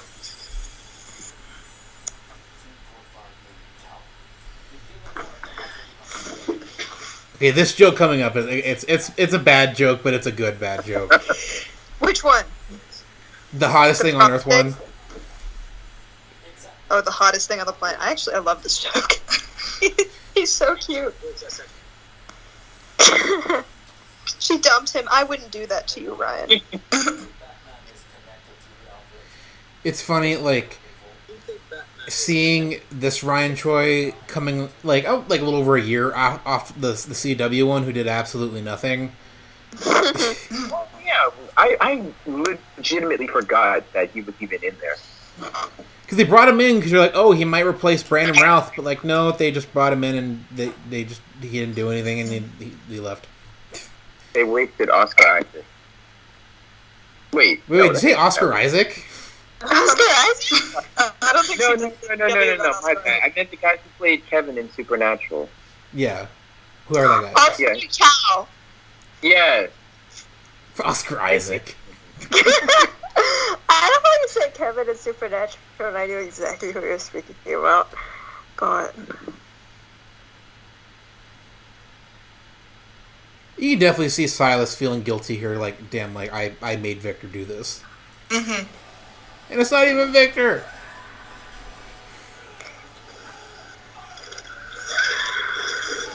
Honestly, I know it's not technically Snyderverse anymore, but I'm so glad that J.K. Simmons is coming back. Yeah. So, yeah, I am too. For Black Canary. He's such a waste. It would be such a waste. Or not So Black Canary, I'm glad. Batgirl, yeah. Oh yeah. So funny thing about this guy here. Crispus, he goes on to be the Spectre. Yeah. He was gonna go on to be the Spectre. I didn't know that until like much later on, and I was just filled with even more disappointment. Yeah. I don't know if Zack would have ever tackled the Spectre, but he's a cool character, and I think that it would have been cool to see a Zack's version, especially, again, talk about how god-awful the CW version was, making Oliver it, and he looked like shit. Yeah.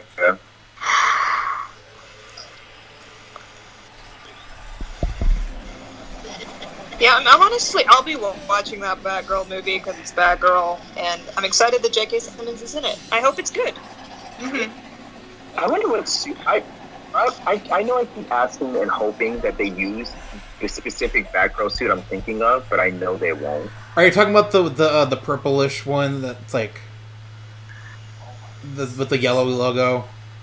Yes, the purple yellow one. I forgot what it's called. It's like the I forget. There's a specific name for it. Isn't it called Burnside? Yes. Batgirl. Yes. Oh, Batgirl of Burnside. Love that brand. That's the suit I want them to use for the movie, but I have like the horrendous suspicion that they won't, and that disappoints me. Yeah, they might just keep it like the black, edgy Batman aesthetic. Which, Okay, here we go. Here's another one of my favorite moments in the entire movie. Oh my god. Oh, they're gonna dolphin speak. I don't even care at this point. I just love this scene. It's my no, lady. it's great. I just find the dolphin speaking funny. Again, I get it. I wouldn't have done it for the full movie, but it's whatever. My lady, she's coming. I love this armor. You're right. It's just so good. Because it actually looks like fish scales, too, and it's not like... What a beautiful language. Speaking that dolphin speak. Like, it's still, like, recognizably her, you know, like the silhouette, the colors and everything, but also, like, it's, you know, it looks like armor. It looks like... And she looks like a queen, and she rightfully looks like a queen. Yeah, and not just bodysuit. I do think it's funny, though, watching this and realizing that she had the British accent here. I remember I was like, excuse me? What? But honestly, I think it works for Mira. Just chilling in Atlantis. I think it works for Mira because most versions of Mira have some sort of accent. Yeah. Like, I mean, in the comics, it's a really big point that she's a foreigner. Yeah. You know, it's a really well, yeah, because in most versions like, of the comics too, or at least more recent versions, like actually Atlanteans hate Mira because she's not a true Atlantean.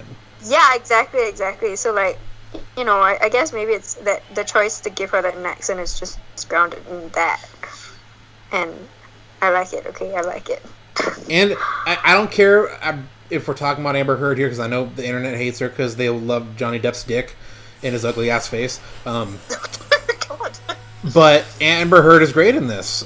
She's fantastic, and I love every second that she's in the movie. He's about to blood bend. It's best blood bending, part. Yes. It's so good. One of the best, like, you know, comic book things you've ever seen in a movie. Yep. For sure. It's the way it like starts with just fluid coming out of his face, and then it's the blood. You're like, oh. It's like, oh, you really. Honestly, thank God for the R rating. Cause you imagine if it was, it's still cool with just the water, but when you see the blood, you're like, oh shit, like she's trying to kill him. No, this is like one of those versus battles thing of like, if she can bend water, why can't she just bend the water out of his body? And like, yes, she did do that. Oh my god.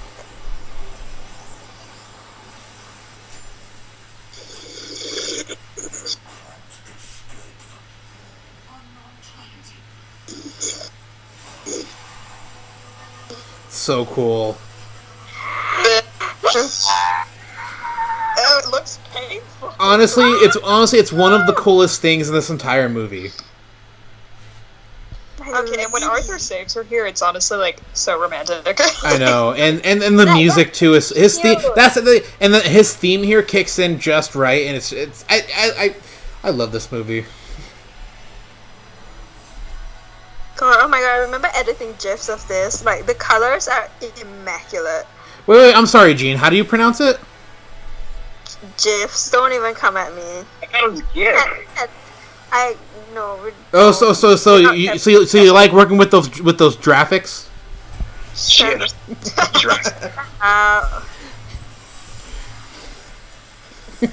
I'm just giving you a hard time. See, I feel like Zack, with the very little Arthur and Mira screen time there is, captured their romance to me in a much better way. As wonderful as their kiss is in Aquaman, I truly do think that's an amazing moment. But I love the romance in this. It's about the yearning. It's the yearning. Yeah. Like, they yearn for each other. It's so sexy. And also, I think part of it, too, is that, like, the plot happens so quickly in the Aquaman movie that you don't get the time to, like, give them time apart to, you know. No, it's like, the dynamic in the Aquaman movie just, like, you know, feels a bit more generic and less sexy, yearning, pining. Yep. It's more like... I think part of that is the script. I think part of that was Jeff Johns' influence in the script. And that's why I'm really hoping that in the sequel, it's a lot, like the story has more breathing room. Like, he gives, like, the scenes time to linger. Because that's what, in James's movies, for the most part, he's really good at giving space, letting characters breathe, letting characters enjoy moments, having moments together like this. And that's where I think Jeff Johns had his hands on the script in the Aquaman movie, and not as much as James as I would have liked. And I know James Wan can do romance, because for sure. Romance in the Conjuring movies is really great. Oh yes, I agree. So it was a script issue, I think. Yeah. Because I do think these two have chemistry. Yeah, for sure. And to me, it's clear. It's evident in the Aquaman movie too. It's just I love the Aquaman movie. I still defend it, but I think the issues come from the script, and I think Jeff Johns had a lot more say in that movie than they let on. It's like they have chemistry no matter what, but like they don't have this hot sexy dynamic going, right? Like just the tension burning. Yeah. Oh God, and even like with the very little we see of them together in this movie, I find it so believable at the end of the movie when she's like, "I just lost the love of my life," in the nightmare. It's like, oh yeah, I believe it. Even if like I didn't count Aquaman, I like totally believe he's the love of my life from 2 scenes. Yeah. And honestly, like as much as I love Aquaman, and I kind of pretend that it's Snyderverse continuity, it's really not. Like it's. Like, then she goes from British accent to American accent, and then back to her old armor, and then she gets the old trident, not the current King Atlan trident. Like, yeah, it's fine.